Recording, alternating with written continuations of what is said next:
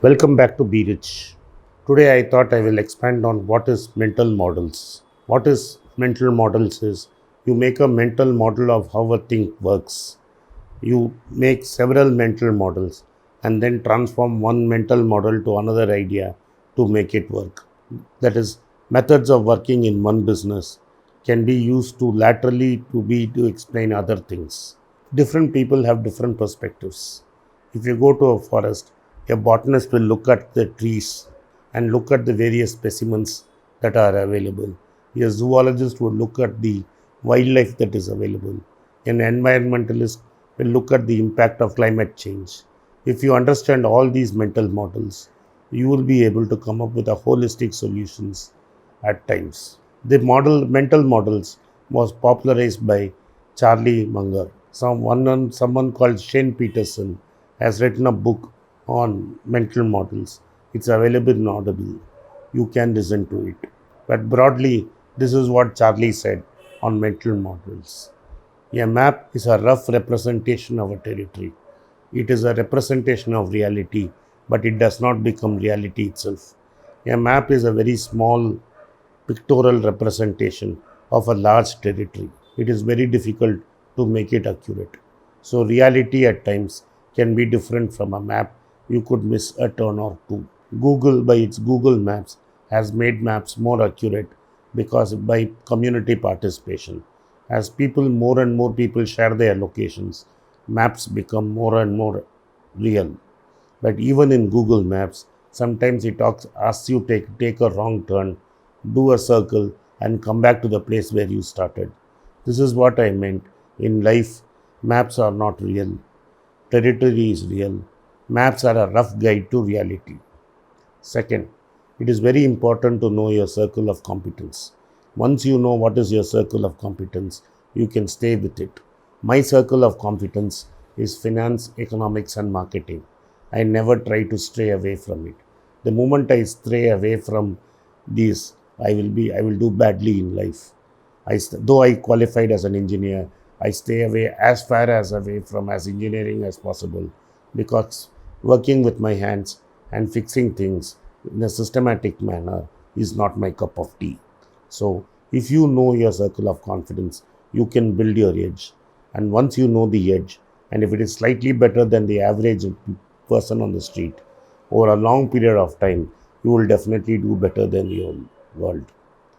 Third, always derive things from the first principles. When I went to engineering college, I was taught by my uncle who qualified from the Indian Institute of Science. All electrical formulas had to be derived from Ohm's law.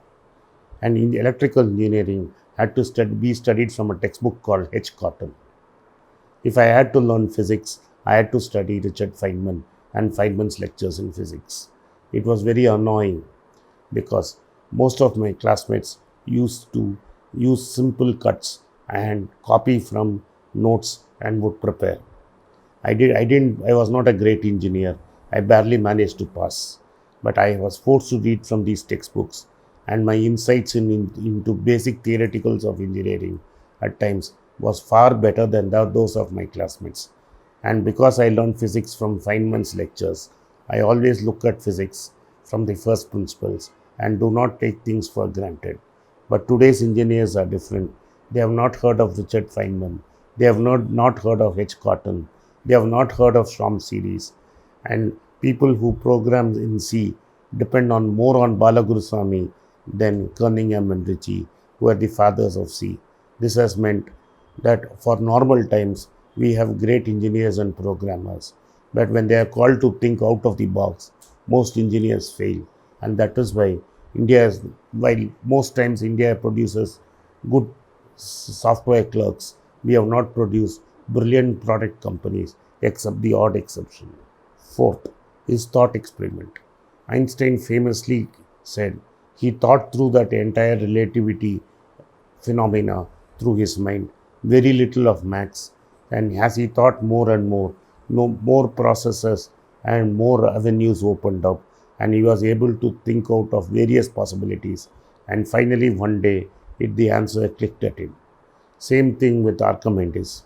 Archimedes understood the buoyancy principle and the Archimedean principle when he immersed himself into a tub of water, public bath, in a tub of water, and the water flowed out.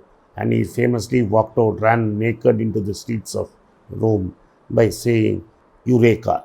So, you do not know when what will click. Always be thoughtful, always think through everything. Try to create a model in your mind. Fifth, second order thinking. Daniel Kahneman made this very famous. Daniel Kahneman won a Nobel Prize for behavioral economics. Most of the time, the brain recognizes patterns and automatically and lazily uses the easiest method and makes glaring common sense errors. This is because most of us use first order thinking. First order thinking is brilliant when you have to do things by route, especially when you are driving or swimming or walking.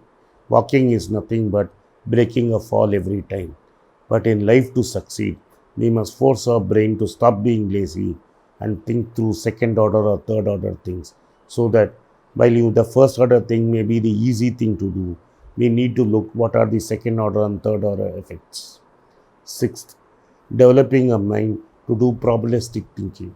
That is, when you are looking at a result or a possible outcome of an experiment, you should be willing to examine all the probabilities, all the outcomes, not the only outcome which is favorable to you, but all outcomes. Because, like long tail and fat tails have taught us, is the most unlikely event occurs more naturally in reality. 2008 was one such event. Nobody said, you say this is impossible to happen. This in trading happens when you trade in options and futures. You think such as it's a Six Sigma event which will never happen. But life has proved and markets have proved Sigma events occur more frequently than one would have thought. Seventh, whenever you have a problem which is difficult to solve, always use inversion. Inversion is you start with the answer and start working towards the back. Then a solution is easy and you will be able to identify the gaps. Once you have identified the gaps, you can fill it and explain things more clearly. For me, it was a long time and a very painful experience when I was acting as a distributor for big brands.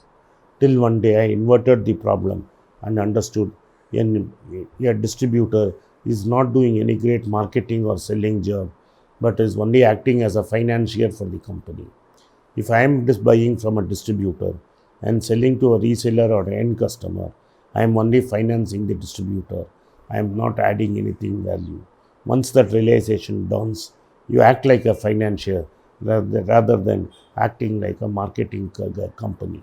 A distribution company which acts like a financier rather than a marketing company has better chances of succeeding than a company which thinks it is a great marketing company.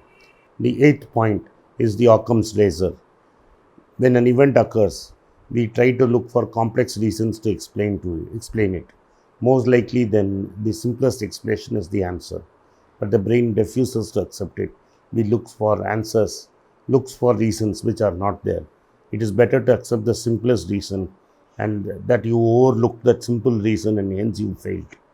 Sometimes outcomes have very simple explanations and the human mind tries to make it very complex. Finally, the Hanlon's razor. Hanlon's razor is that most of us assume that people do things because of jealousy and envy and other negative emotions.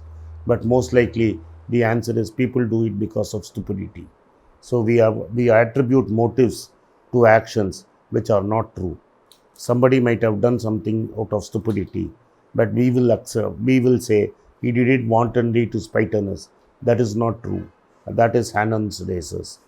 These are the 9 principles of mental models. You can use it in business, you can use it your investment, you can use it to guide your day-to-day philosophy, you can use it to guide relationships.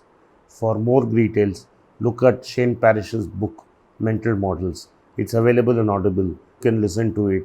You will learn a lot. Thank you for watching this video. If you like this channel, please press the subscribe button, turn on the bell notification.